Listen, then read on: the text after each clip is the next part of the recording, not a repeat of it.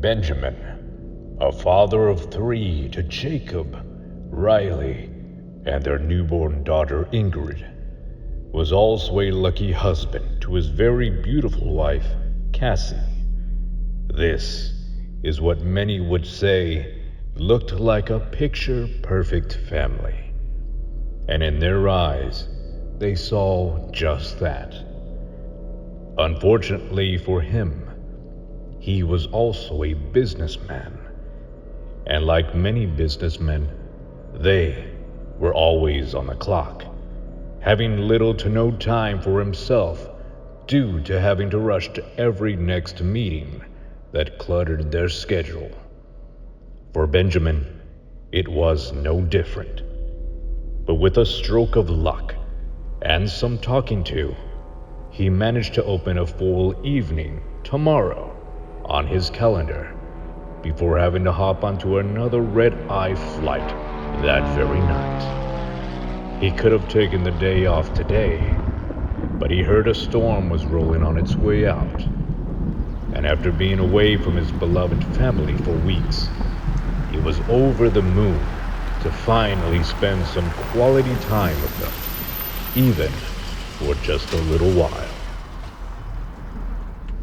When tomorrow came around, Benjamin, and in his business suit, still took his family to a very luxurious Chinese restaurant, treating the children to any dessert that caught their eyes, while astonishing the wife with fresh roses, chocolates, and Kung Pao chicken. It wasn't as exaggerated as he would have wanted it to be, but all of their ear-to-ear smiles made it all worthwhile. So much so, he instinctively pulled out his smartphone and turned the camera on, insisting they bunch up together for a picture to count as a reminder for such an unforgettable evening. After putting the phone back into his pocket, the children shouted in unison, "Don't forget the fortune cookies!" Benjamin laughed and knew he couldn't resist cracking open a cookie and reading one of those generic fortune tellings. Passing one cookie around the table, he watched as each and every one of them read their fortunes. Jacob's fortune read, "The early bird gets the worm." Riley's fortune read, "Nothing is impossible." Cassie's fortune read, "You will marry your lover." "Already have," Benjamin laughed, as he propped his newborn daughter on his lap, and with some assistance, little Ingrid's fortune read, "Hello, I am a fortune." As he thought, many of these fortune cookies are, with no pun intended, cookie cutter.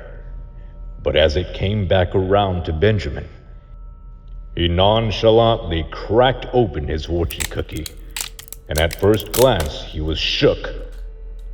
But on second glance, chills were sent down his spine.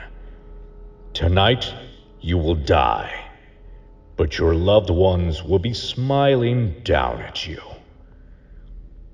His family insisted he read the fortune out loud, but he stammered and crumpled a piece of paper into his pocket, telling them that it wasn't that funny to even bother reading, while trying to hide the fact he was scared stiff behind his smile.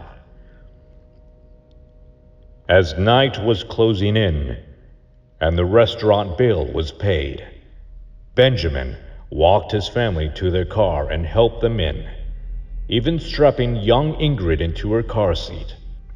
The children were oblivious. But Cassie knew something had startled him. But knowing Benjamin, he didn't want to worry them, especially since this evening was going so smoothly. He stood there outside of the driver's side of the car as Cassie stared up at him, those eyes of his now glazed with a clear sense of fear, unable to hold back. But he took one last look at them and continued to smile.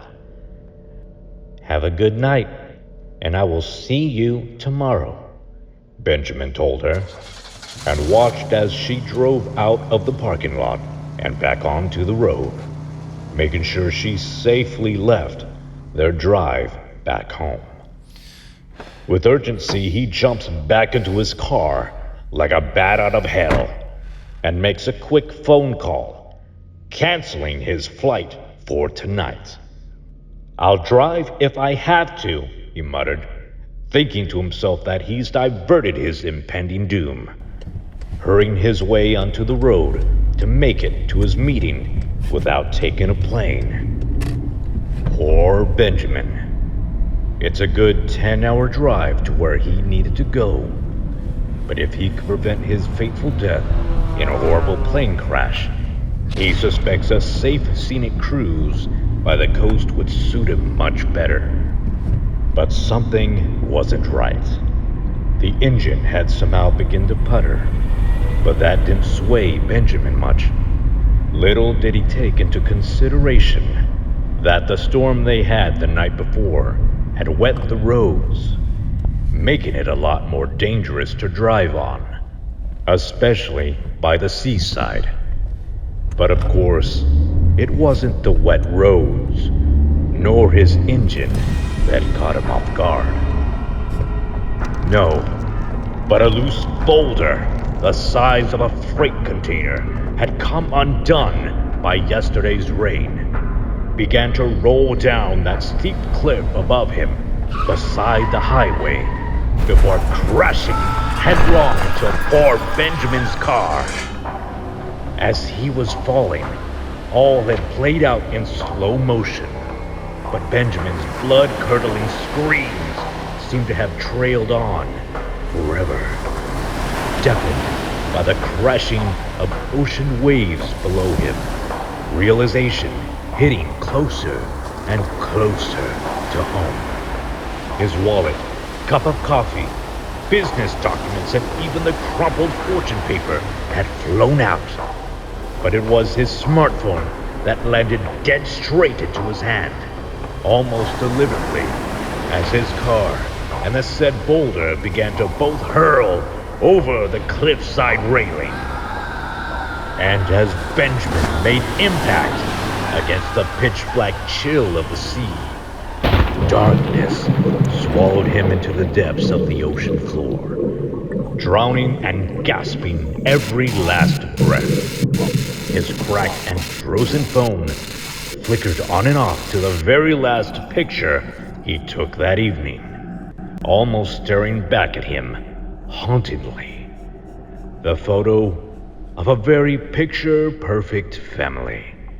Jacob, Riley, Ingrid, and, of course, Cassie, all smiling down at him.